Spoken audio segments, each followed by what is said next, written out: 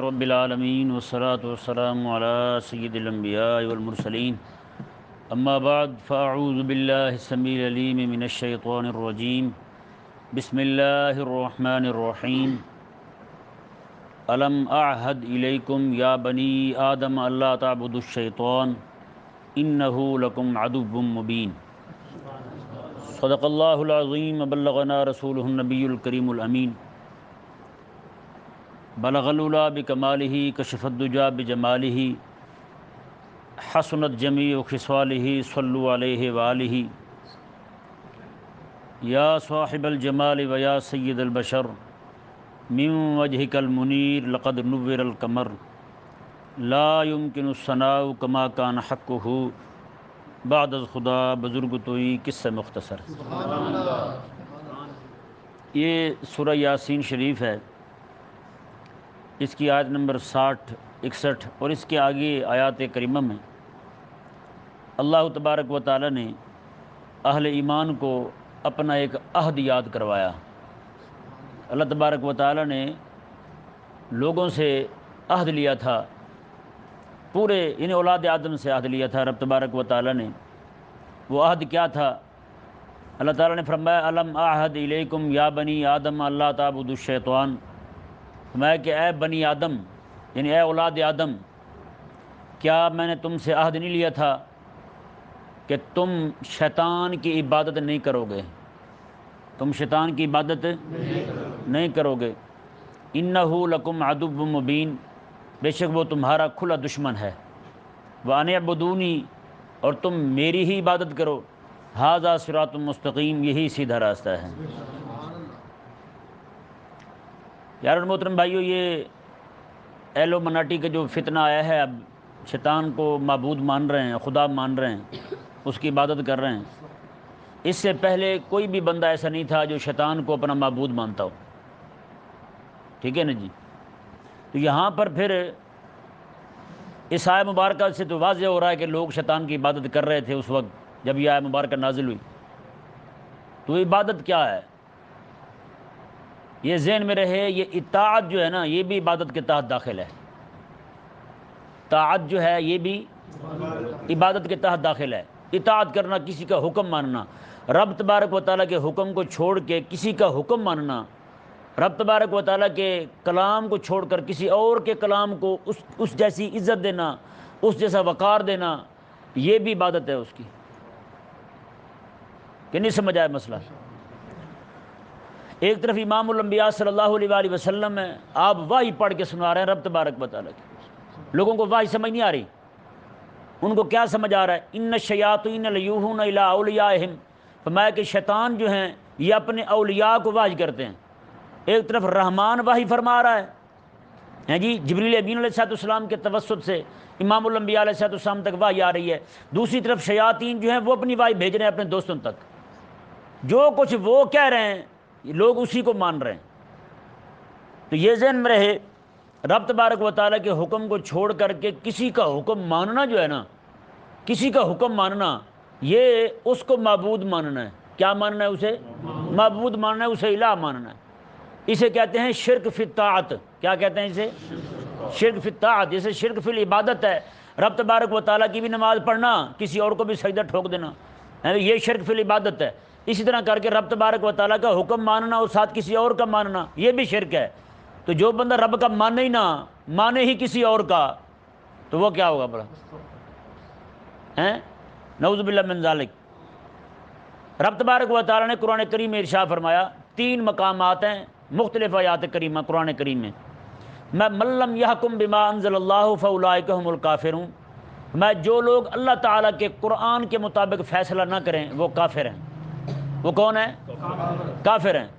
یعنی جو رب تبارک و تعالیٰ کے قانون کو نہ مانے، اپنے قانون گھڑ لیں، رب تبارک و تعالیٰ کے حکم کو نہ مانے، کسی اور کا ہی حکم مان لیں رب تبارک و تعالیٰ کے قرآن کے مطابق، وہ کون ہے؟ بھائی ادھر دیکھو، من لم یحکم بما انزل اللہ فاولئک هم الکافرون، جو رب تبارک و تعالیٰ کے نازل کردہ حکم کے مطابق فیصلہ نہ کرے وہ کون ہے؟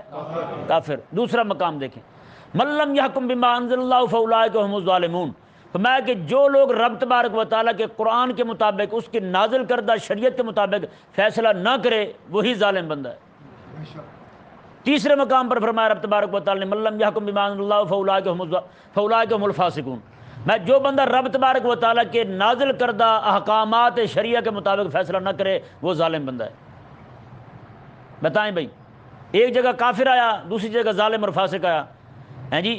سب سے بڑا ظلم شرک ہے کہ نہیں؟ اور سب سے بڑا فسق بھی کفر ہے، سب سے بڑا فسق بھی شرک اور کفر ہے۔ تو تینوں باتوں کا معنی تقریباً ایک ہی بنتا ہے کہ جو بندہ رب تبارک و تعالیٰ کے نازل کردہ قرآن کے مطابق فیصلہ نہ کرے وہ کون ہے؟ کافر ہے۔ تو اب پیارے محترم بھائیو بتائیں جی، یہ آیہ مبارکہ کیا واضح کر رہی ہے؟ رب تبارک و تعالیٰ نے فرمایا میں نے تم سے عہد لیا تھا، تم نے میرے شیطان کی عبادت نہیں کرنی، میری عبادت کرنی ہے تم نے، اور انہوں نے شیطان کی ہے اطاعت، اس کا حکم مانا ہے۔ رب تبارک و تعالیٰ کیا فرما رہا ہے؟ میرے علاوہ کسی اور کا حکم ماننے والا بندہ کافر ہے۔ میرے علاوہ کسی، یہاں یہ ذہن میں نہ آئے کہ رسول اللہ علیہ السلام کا حکم ماننا، نہ، آقا علیہ السلام کا حکم خدا کا ہی حکم ہے۔ رب تعالیٰ نے خود ارشاد فرمایا اطیعوا اللہ واطیعوا الرسول، اللہ کی مانو اور اس کے حبیب کی مانو۔ اور دوسری جگہ میں من یطع الرسول فقد اطاع اللہ، جس نے رسول اللہ کی مان لی ہے اس نے اللہ کی مان لی ہے۔ تو وہاں تو ہے یہ ایک بات نا، آقا علیہ السلام تو ترجمان ہے خدا تبارک و تعالیٰ کے، خدا تبارک و تعالیٰ کی وحی بیان فرمانے والے، رب تبارک و تعالیٰ کی وحی کے شارح اول بن کے امام الانبیاء علیہ السلام تشریف لائے۔ تو وہاں دوئی نہیں ہے، بات ایک ہی ہے۔ وہاں آقا علیہ السلام فرما دیں خدا تبارک و تعالیٰ کا فرمایا ہوا ہے۔ آقا علیہ السلام اپنی خواہش سے مرضی سے حضور اپنی بولتے نہیں ہیں، حضور تو کلام ہی نہیں فرماتے، رب تبارک و تعالیٰ کی وحی فرماتے ہیں، آقا علیہ السلام وہی بیان فرماتے ہیں حضور۔ کہ نہیں سمجھ آیا مسئلہ؟ تو یہاں پہ یہ ذہن میں رہے بھائی، اچھا کئی ساری جگہوں پر کئی سارے لوگ بیٹھے ہوتے ہیں، وہ جنوں کو پکڑ کر کے جنوں کو تابع کیا ہوتا ہے، جنوں کو تابع کر کے ان سے حالات پوچھ رہے ہوتے ہیں اور ان سے بعض اوقات مدد لیتے ہیں اپنے کاموں کے لیے۔ حضرت مفتی عامر خان نیمی رحمہ اللہ فرماتے ہیں کسی بندے نے جن کافر قابو کیا ہوا ہو، اس سے پھر باتیں معلوم کرے یا اس سے کوئی کام کروائے، فرمایا یہ کام کروانا کفر ہے۔ یہ کیا ہے؟ کفر۔ فرماتے ہیں وہ شیطان ہے، اور شیطان رب کے دشمن ہے۔ کہتے ہیں رب کے دشمن کے دروازے پہ جو بندہ مدد مانگنے چلا جائے، ایک باپ برداشت نہیں کرتا کہ بیٹا جو ہے میرا وہ میرے دشمن کے دروازے پہ چلا جائے، ماں برداشت نہیں کرتی کہ میری بیٹی جو ہے میرے دشمن کے دروازے پہ چلی جائے۔ تو بتائیں تو رب تبارک و تعالیٰ کی بارگاہ کو چھوڑ کر رب تعالیٰ کے دشمنوں کے دروازے پہ بندہ چلا جائے تو کہاں رہے گا اس کا ایمان پھر؟ تو بھائی بالکل وہی بات یہاں پہ آپ سارے ذرا غور کریں کہ رب تبارک و تعالیٰ نے یہاں پر شیطان کی عبادت کا فرمایا۔ میں نے تمہیں کہا تھا تم نے شیطان کی عبادت نہیں کرنی، تو شیطان کی عبادت تو کوئی بھی نہیں کرتا ہے؟ پوری اسمبلی میں جتنے بھی بیٹھے ہوتے ہیں ارکان اسمبلی معزز کرتے ہیں شیطان کی عبادت؟ نہیں نہ کرتے، وہ تو صرف بات ہی مانتے ہیں نا، شیطان کی بات مانتے ہیں۔ تو رب تبارک و تعالیٰ نے اسی کو عبادت کہا ہے، کیونکہ اطاعت کی ہے انہوں نے شیطان کی۔ تو رب تبارک و تعالیٰ نے فرمایا کہ تم شیطان کی عبادت کر رہے ہو، حکم میرا ماننا عبادت تھی، تم نے شیطان کا حکم مان لیا، میرے دشمن کا حکم مان لیا۔ تو یہ طاغوت کی عبادت، طاغوت کی اطاعت جو ہے یہ بندے کو کافر کر دیتی ہے۔ یہ ذہن میں رہے۔ بتائیں نا یار، رب تبارک و تعالیٰ قرآن بھیجے اس کو بحیثیت قانون نافذ کیا جائے، اور بندہ جو ہے مومن کلمہ پڑھنے والا عاشق رسول ہو، رب تعالیٰ کے قرآن کو چھوڑ کر کے وہ بھاگتا پھرے دائیں بائیں، وہ کافروں کے کالے قانون اٹھا کے پھرتا رہے یہاں۔ اور افسوس والی بات دیکھیں، جب بندے کے دل کے اندر نا کفر بھر جائے نا، پھر اسے اسلام کا قانون بھی کالا نظر آتا ہے، اسلام کا قانون کالا نظر آتا ہے اسے۔ یہ رب تعالیٰ کا فرمان ہے نا، چور جو چوری کرے اس کے ہاتھ کاٹ دو۔ پیپل پارٹی کی جو پچھلی مائی تھی بے نظیر، اس نے کہا تھا میں لوگوں کے ہاتھ کاٹ کے ٹنڈے کر دوں سارے۔ یہ کیا ہوا؟ رب تبارک و تعالیٰ کے قرآن کا مذاق اڑایا نا اس نے، رب تعالیٰ کے قرآن کا انکار کیا اس نے، یعنی وہ اسے ظلم کہہ رہی ہے، رب تعالیٰ کے حکم کو ظلم کہہ رہی ہے وہ۔ اور وہ ایسی خاتون تھی، عظیم خاتون تھی، آج بھی اس کے اتنے بھائی پھرتے ہیں یہاں، ختم ہونے کو نہیں آتے۔ اگر جو اس بے نظیر کا جو بھائی ہوگا زرداری کا کیا لگا وہ، کہ نہیں سمجھ آئے؟ تو یہ عجیب بات ہے، بھی سارے بھائی بنے پھرتے ہیں۔ میں نے کہا یار شرم کرو یار، کس کے کیا بن رہے ہو تم؟ تو ایک مرتبہ تقریر کر رہی تھی، اذان ہو رہی تھی، تو کہتی ہے چپ ہو جاؤ اذان بج رہا ہے۔ بتائیں یار، ایک مسلمان کی بیٹی مسلمان خاتون ہو، اسے یہ نہیں پتا اذان پڑھی جا رہی ہے یا اذان بجائی جا رہی ہے ہیں؟ اس طرح کر کے اور بھی یہ گاہے بگاہے بکتے رہتے ہیں۔ شیطان تصویر جو ہے اس نے ناموس رسالت کے قانون کو کالا قانون کہا تھا۔ کفر اتنا بھر گیا ان کے اندر کہ انہیں خدا رسول کے قوانین کالے نظر آ رہے ہیں، حالانکہ یہ جن قوانین کو لے کے چل رہے ہیں ان کے جو مقننہ، ان کا جو طبقہ ہے وہ سارے کے سارے کالے ہیں، وہ سارے کمینے ہیں، ان کے گندے قوانین کو لے کے مسلمانوں پر نافذ کر رہے ہیں، اور انہی کو آئین پاکستان، وہی کیا ہے آئین پاکستان؟ ہمیں تو دکھاؤ، ہمیں بھی تو سمجھاؤ۔ کئی ہمارے مولوی بھی تیش میں آ جاتے ہیں، آئین پاکستان کو چھیڑ چھاڑ کی تو ہم باہر آ جائیں گے۔ پھر میں نے کہا چل تو بھی آیا ایک بار اور، ہیں کیا ہوگا اس سے؟ آئین پاکستان نہیں، رب کے قرآن کی بات کرو یار۔ ہاں، جو کچھ تم نے دکھایا نا لوگوں کو، سب کو نظر آ گیا ہے۔ اللہ تبارک و تعالی ہمیں سمجھنے کی توفیق عطا فرمائے۔ تو بھائی اس آیت مبارکہ سے یہ ایلومناٹی کا جو فتنہ ہے، یہ میں پہلے بھی کئی بار بیان کر چکا ہوں۔ آپ کے ملک کے جتنے بھی اینکر بیٹھے نا اوپر، ان میں اکثریت جو ہے وہ سارے اسی کے پیروکار ہیں، اور یونیورسٹی میں لڑکے اور لڑکیاں تک اس کے پیروکار بن رہے ہیں۔ یہ کسی کو ذرا شوق ہے نا اس کی تفصیل سننے کا، یہ مولانا ذیشان صاحب سے رابطہ کریں، یہ آپ کو بتائیں گے سارا پھر کہ کیسے کیسے لوگ جو ہیں اس کے ممبر بنتے ہیں۔ یہاں سے مینار پاکستان سے چلانا شروع کرتے تو اسلام آباد لے جاتے ہیں، کیسے کیسے انہیں جناب اپنی جماعت کا رکن بناتے ہیں اور کیسے ان کی بھرتی ہوتی ہے۔ اللہ تبارک و تعالی آقا علیہ السلام کے غلاموں کو دین حق پر قائم رہنے کی توفیق عطا فرمائے۔ تو یہ ہر بندہ اپنے بچوں سے، یہیں پہ مجھے ایک دوست ملے، یہیں اسی مسجد میں، نمازی ہیں ہمارے، انہوں نے مجھے کہا کہ ان کی بیٹی جو ہے وہ ہل گئی تھی ایلومناٹی کے مسئلے پر۔ ہاں، ان کی بیٹی وہ ہل گئی تھی ایلومناٹی کے مسئلے پر، وہ یہ کہہ رہی تھی کہ جناب وہ صحیح ہے۔ وہ کیا اس نے دلیل دی؟ اس نے کہا شیطان جو ہے، رب چاہتا ہے بندے مسجد میں آئیں، شیطان کہتا ہے سینما میں جائیں، تو رش کہاں زیادہ ہوتا ہے؟ سینما میں ہوتا ہے نا، تو کہتا ہے پھر پاور میں شیطان ہوا، رب تو نہ ہوا؟ بتائیں، جہاں بات یہاں تک پہنچ جائے پیارے بھائیوں، وہاں کپڑے جھاڑنے کی ضرورت ہوتی ہے۔ پھر بندہ اپنے کپڑوں کی صفائی کرے، جھاڑے، دیکھے تو صحیح کہیں ہمارے اندر ہی کفر تو نہیں گھس آیا ہیں، ہمارے محلے میں کہیں جو ہے وہ ملحد تو نہیں رہ رہے، ہمارے گھر میں کہیں بے دین تو نہیں پیدا ہو گئے۔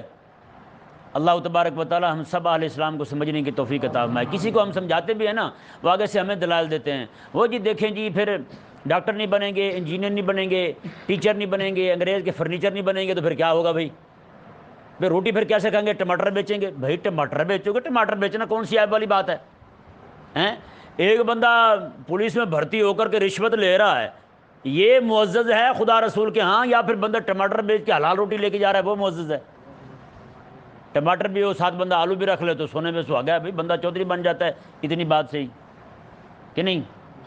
ہاں، یہ آیت مبارکہ دیکھیں جی، سورہ صاد شریف ہے، حضرت سیدنا ایوب علیہ السلام کا واقعہ بیان ہو رہا ہے۔ حضرت ایوب علیہ السلام نے، ان کی گھر والی نے کوئی بات بتائی، تو اس بات پہ ان کا کوئی معاملہ ہوا، تو حضرت ایوب علیہ السلام نے فرمایا کہ میں صحت یاب ہو گیا نا تو تجھے 100 کوڑے ماروں گا۔ اب وہ مائی صاحب خدمت گزار بھی ہیں جی، باقی سارے دائیں بائیں ہو گئے، یعنی کہ آپ کے مرض کی حالت میں اس مائی صاحبہ نے وفا کی تھی، تو ایسی خدمت گزار تھی۔ حضرت ایوب علیہ السلام نے فرمایا کہ میں صحت یاب ہو گیا نا تو 100 کوڑے ماروں گا تجھے۔ اب اللہ تعالیٰ نے کرم کیا کہ وہ اللہ تعالیٰ نے فرمایا انہیں ارکض برجلک ھذا مغتسل بارد و شراب، سائنس ٹیکنالوجی ہو گئی تباہ، میں ارکض برجلک، فرمایا ایوب ذرا اپنے پاؤں کی ایڑی مارنا نیچے، پاؤں کی ایڑی ذرا نیچے مارو، بس ایڑی ماری نا تو رب تعالیٰ نے فوراً فرمایا ھذا مغتسل بارد و شراب، یہ پانی غسل کے لیے بھی بڑا بہترین ہے اور پینے کے لیے بھی بڑا بہترین ہے۔ کیسی بات ہے جی؟ کہاں گئی وہ سائنس ٹیکنالوجی ہیں؟ آ کے جناب وہ اتنے دن بور کرتے رہتے ہیں، پھر جا کے پانی آتا ہے وہ بھی پھیکا ہیں، تو وہ قربان جائیں، وہ کنواں میں نے دیکھا ہے جی، اس کنویں کا میں نے پانی بھی پیا ہوا ہے۔ حضرت ایوب علیہ السلام کے مزار شریف کے باہر ہی ہے وہ کنواں، آج بھی موجود ہے وہاں۔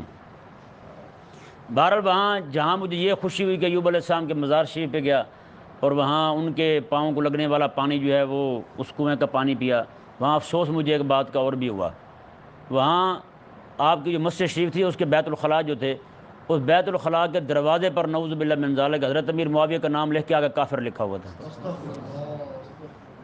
یہ کسی پاکستانی حرامی کا کام ہوگا، بتائیں جی، رسول اللہ علیہ السلام کے صحابی کا نام بیت الخلاء میں لکھا ہوا۔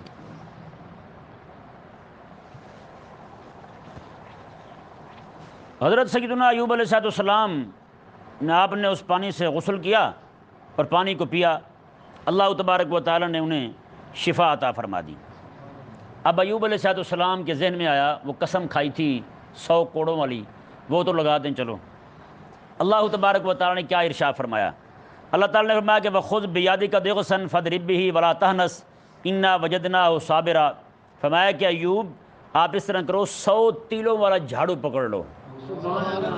ہیں یہ رب تبارک و تعالی ہیلا بیان فرما رہا ہے حضرت ایوب علیہ السلام کے لیے اور اس وفادار مائی صاحبہ کو بچانے کے لیے۔ اس سے ثابت کیا ہوا یار، اگر کوئی بندہ وفادار ہو نا تو مالک بھی سزا اسے کم دیتے ہیں اگر اس سے کچھ ہو جائے تو۔ کہ نہیں سمجھ آیا مسئلہ؟ تو وہ مائی صاحبہ جو ہیں یہاں سے ایک اور بات بھی ثابت ہوتی ہے کہ انہوں نے تو چلو قسم کھائی تھی ایوب علیہ السلام نے 100 کوڑے ماروں گا، تو رب تبارک و تعالی نے یہ نہیں فرمایا کہ میرا ایوب قسم کھا کے بیٹھا ہے چلو قسم پوری کر لے، 100 کوڑے مائی صاحبہ کھاتے کھاتے وہ دنیا سے گزر جائیں نہ۔ رب تبارک و تعالی نے بھی یہاں پر مائی صاحبہ کا اتنا وہ پاس رکھوایا حضرت ایوب علیہ السلام سے، فرمایا کہ تم 100 تیلوں والی نا، 100 تیلے ہوتے ہیں نا، کیا کہتے ہیں انہیں، ہاں تن کے کہہ لیں، تن کے چھوٹے ہوتے ہیں ویسے، تو 100 تیلوں والی جو جھاڑو ہے نا وہ لے کے آپ مار دیں تو آپ کی قسم پوری ہو جائے گی۔ ولا تحنث، قسم آپ کی نہیں ٹوٹے گی، آپ ہانے سے نہیں ہوں گے۔ انا وجدناہ صابرا نعم العبد انہ اواب۔ اللہ تعالیٰ نے کتنا چنگا بندہ ہے ایوب۔ حضرت ایوب علیہ السلام بیمار ہوئے نا، بعد میں شفا یاب ہو گئے، تو اللہ تبارک و تعالیٰ نے ایک دن فرمایا ایوب جب بیمار تھا اس وقت تجھے مزہ تھا یا اب مزہ ہے؟ کہنے لگے مولا جب بیمار تھا اس وقت مزہ تھا۔ اللہ تعالیٰ نے وہ کیسے؟ کہنے لگے مولا جب میں بیمار تھا روزانہ جبریل مجھے آ کے پوچھتا تھا، جبریل مجھے کہتا تھا کہ رب فرما رہا ہے ایوب کیسے ہو؟ تو کہتے ہیں مولا وہ جو مجھے پوچھتے تھے نا رب کہہ رہا ہے کہ ایوب کیسے ہو، تو وہ اسی کے مزے میں میری رات بھی گزر جاتی، دن بھی گزر جاتا تھا۔ تو جب سے وہ میں ٹھیک ہوا ہوں، تندرست ہو گیا ہوں، تو اب وہ نہ آواز رس گھولتی تھی میرے کانوں میں، وہ بند ہو گئی ہے کہ میرا مالک مجھ سے پوچھ رہا ہے کہ ایوب کیسے ہو۔ اللہ اکبر۔ تو یہاں پہ بھی جہاں سے یہ مسئلہ ثابت ہوا کہ ایوب علیہ السلام نے 100 تیلوں والا جھاڑو مار کے اپنا ایک رب تبارک و تعالیٰ نے خود ہیلا بتایا انہیں کہ مائی صاحب بھی بچ جائیں اور ان کی قسم بھی نہ ٹوٹے، قسم بھی ان کی پوری ہو جائے، تو یہ ثابت ہوتا ہے کہ بندہ اپنی بیویوں پر ذرا ہاتھ اولا ہی رکھے کہ نہیں۔ ہاں ہوں کئی سارے چپ ہو گئے کہتے نہیں جو کٹنے والی حدیث سنا دے سنوں نہ، ڈرانے کا ضرور حکم ہے، بندہ ڈرا کے رکھے۔ آقا علیہ السلام کے صحابی ہیں وہ کوڑا لٹکا کے رکھتے تھے ایسے ہی، بس کہیں سے دیکھتے نا کوئی بات دائیں بائیں ہو رہی ہے یا کوئی مطالبات بڑھ رہے ہیں، تھوڑا سا جا کے اسے ہلاتے تھے ایسے۔ آقا علیہ السلام فرماتے تھے اللہ اس پہ رحم فرمائے، اس نے کوڑا صحیح رکھا ہوا سامنے، ٹھیک ہے نہیں۔ ہاں اس طرح وہ ایک بزرگ تھے، ان کے پاس ایک سانپ آ گیا مرید ہونے کے لیے، سانپ آیا مرید ہونے کے لیے، انہوں نے کہا جی مرید ہونا چاہتا ہوں۔ آپ نے فرمایا یار مرید تو ہوگا لیکن تیرا جو دم کرتا ہے نا وہ بند کرنا پڑے گا تجھے، ہاں جو تیرا دم ہے کہ نہیں ایسے دم نہیں کرتا وہ والا، انہوں نے کہا وہ دم بند کرنا پڑے گا۔ اس نے کہا جی ٹھیک ہے دم بند کر دیتے ہیں۔ اب وہ گیا جناب جنگل میں بیعت ہو کے صوفی ہو گیا، وہ بھی بزرگ بن گیا 1 منٹ میں۔ تو اب سارے جانور جو بھی پاس سے گزرتا ہے سانپ کچھ بھی نہیں کہتا، انہوں نے کہا اے بڑا بدترین بندہ ہے تو کچھ بھی نہیں کہتا یہ تو، بس جانور اسے چھیڑنے نہیں لگ گیا۔ پھر ادھر سے آ کے جناب بھیڑ اسے ٹانگیں مار رہی ہے، بکری اسے سینگوں پہ اٹھا کے پھینک رہی ہے، کوئی کچھ کر رہا ہے کوئی کچھ کر رہا ہے۔ سانپ واپس آ گیا، کہنے لگا حضور معذرت چاہتا ہوں۔ میں نے کہا کیا ہوا ہے؟ اس نے کہا اپنی بیعت واپس لے لیں، میں نہیں مرید ہوتا آپ کا۔ اس نے کہا کیوں کیا ہوا ہے؟ اس نے کہا آپ نے کہا تھا کسی کو ڈنگ نہیں مارنا، تو میں نے وہ ڈنگ مارنا چھوڑا ہے، تو بکریاں بھی بدماش ہو گئی ہیں، وہاں تو گدھا جو ہے فواد چودھری وہ بھی مجھے نہیں چھوڑتا، ہاں سارے مجھے ذلیل کر رہے ہیں، تو اب میں ڈونکی راجہ بھی مجھے خراب کرتا ہے، وہاں میں کدھر جاؤں؟ تو بزرگوں نے فرمایا یار دیکھو میں نے تمہیں ڈنگ مارنے سے منع کیا تھا، شو کرنے سے منع نہیں کیا تھا کہ نہیں، میں نے تمہیں کہا تھا ڈنگ نہیں مارنا، شو کر سکتے ہو تم۔ اس نے کہا ٹھیک ہے۔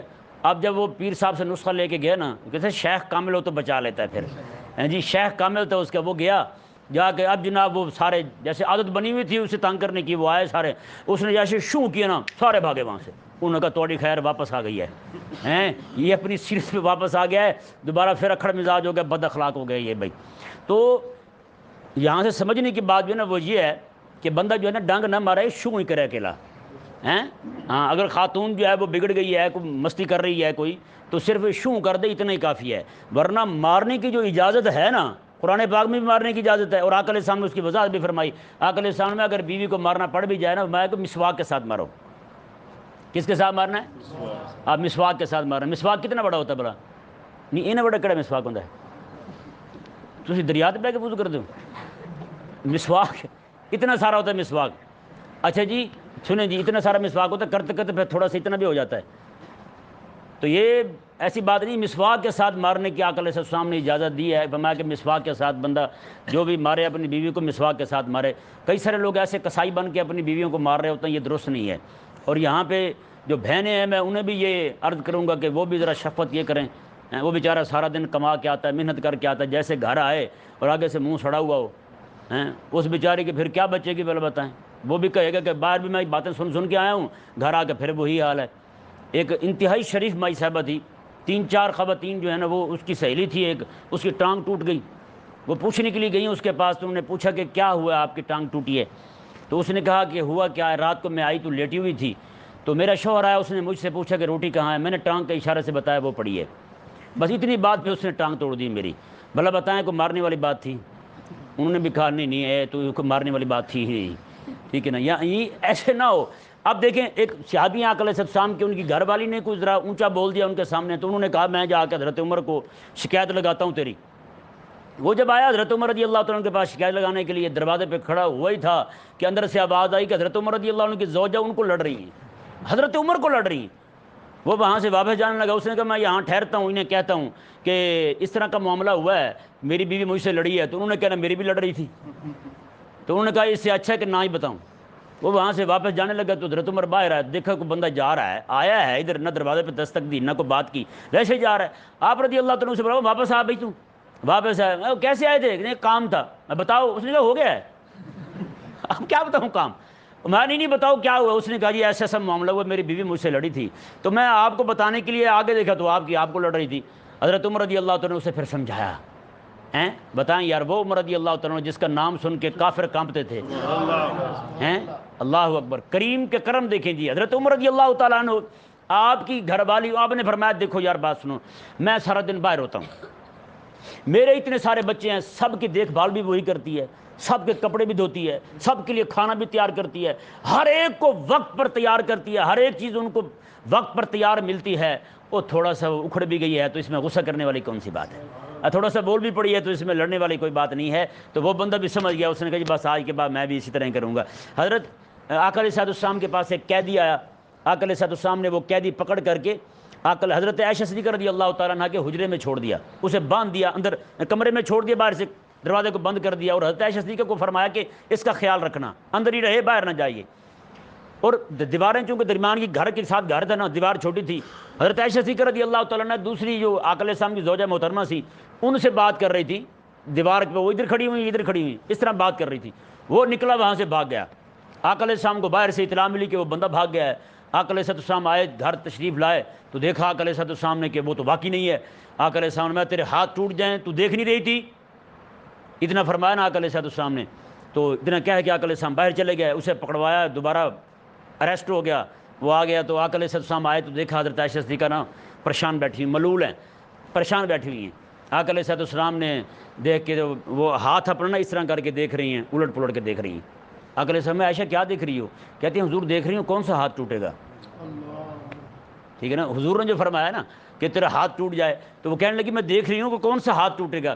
آقا علیہ السلام نے کھڑا کیا، آقا علیہ السلام نے ان کا ہاتھ چوما، فرمایا عائشہ تیرے ہاتھ بھی سلامت رہیں، تو بھی سلامت رہیں۔ بتائیں بھائی، آج ایک ہم ہیں کہ ہم میں سے ہر بندہ ڈون بننے کو پھرتا ہے، نہیں جی میں تو یہاں کر کے دیتا ہوں، میں تو وہاں کر دوں، میں نے تو ڈرا کے رکھا ہوا ہے، یرکا کے رکھا ہوا ہے، ہاں جی وہی بندہ جو ہے وہ اس کا اپنا حال، گھر چلے جائے تو وہی جناب چپ کر کے بیٹھا ہوتا ہے کونے میں، یہ کیا ہوا جی؟ اس نے کہا جی وہ بچوں کی اماں ناراض ہے مجھ سے۔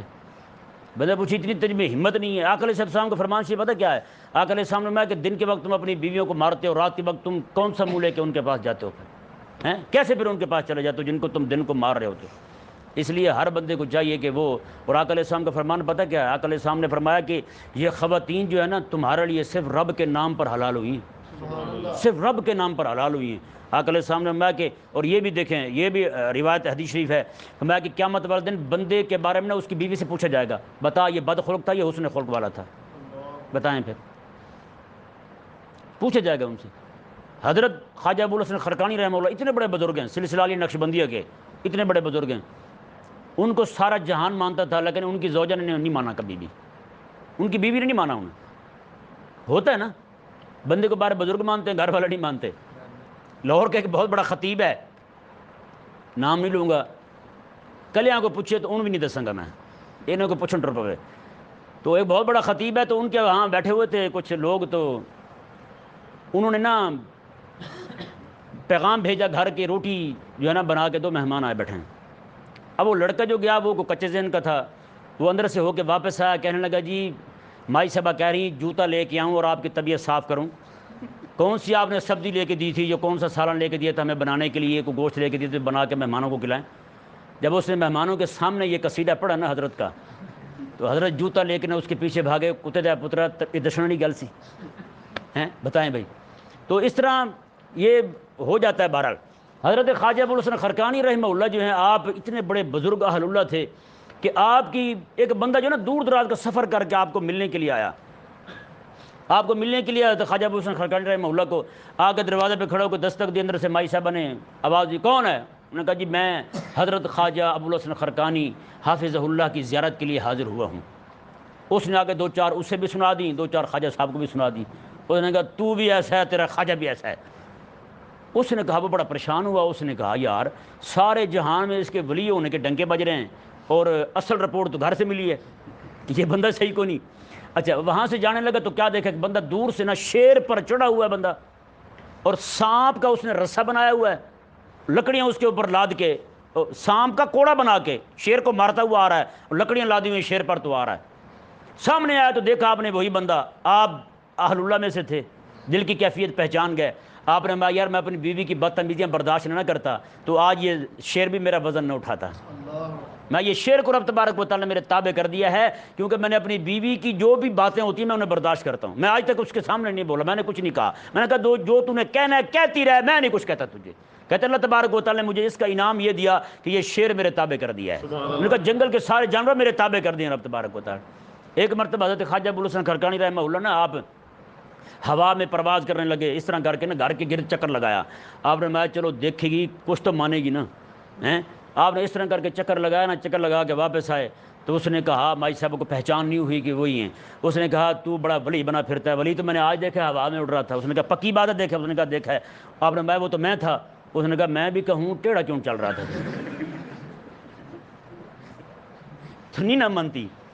تو یہ ہو جاتا ہے بھائی، ہر جگہ ہوتا ہے۔ تو اس لیے بندے کو چاہیے کہ وہ ضروری نہیں ہے کہ اسے قابو کرنے کے چکر میں اسے اپنے آپ ولی ہونا منوایا اسے، نہ یہ ضروری نہیں ہے۔ بندے کو چاہیے کہ وہ صبر کے ساتھ رہے، اللہ تبارک و تعالیٰ اسے اجر عطا فرمائے گا۔ اور مزے کی بات دیکھیں کب وہ بھائی کی کرنا، کریم آقا کے سامنے ارشاد فرمایا، یہ حدیث پاک سیاستہ شریف میں موجود ہے، اللہ اکبر، میں کو بندہ جنتی ہو ہیں جی، اس کی بیوی اس کے ساتھ لڑے، میرے آقا کے سامنے میں جنت میں اس کی جو بیوی بنے گی نا حور، میں وہ وہاں سے دیکھ کے اسے کہتی ہے قاتلک اللہ ہو، اور تو مر جائے، اس نے کون سا ہمیشہ تیرے پاس رہنا ہے، آخر تو اس نے میرے پاس ہی آنا ہے۔ کیوں اسے تنگ کرتی ہے بیچارے حاجی صاحب کو؟ یار میں ویسے کہتا ہوں پتہ نہیں عجیب بندے یہ، میں کہ کیوں اسے تنگ کرتی ہے تو؟ میں اسے تنگ نہ کر، اسے پریشان نہ کر، اس نے ہمیشہ تیرے پاس نہیں رہنا، اس نے آخر میرے پاس ہی آ جانا ہے۔ اللہ تبارک و تعالی ہم سب کو سمجھنے کی توفیق عطا فرمائے۔ یہ نہ ہو کہ قیامت والے دن جو ہے، کیونکہ سب سے بڑا پڑوسی کے حقوق کا حکم دیا گیا ہے اس کو پورا کرنے کا، تو پڑوسی کے سب سے بڑا پڑوسی کون سا بلا؟ وہ بیوی ہے بندے کی۔ کون ہے؟ بیوی ہے، ہاں وہ ہمسائی ہے، بیوی ہے اس کی۔ یہ نہیں کہ گھر کے باہر وہی پڑوسی ہوتا ہے نا، گھر کے اندر رہنے والی بیوی بھی پڑوسی ہے اس کے بچے بھی پڑوسی ہیں، اس کے ماں باپ بھی پڑوسی ہیں، یہ سارے کے سارے پڑوسی ہیں۔ سب سے پہلے انہی کے بارے میں پوچھا جائے گا، سب سے پہلے انہی کے فرائض آپ نے پورے کیے یا نہیں کیے وہ پوچھا جائے گا آپ سے۔ اللہ تبارک و تعالی ہمیں سمجھنے کی توفیق عطا فرمائے۔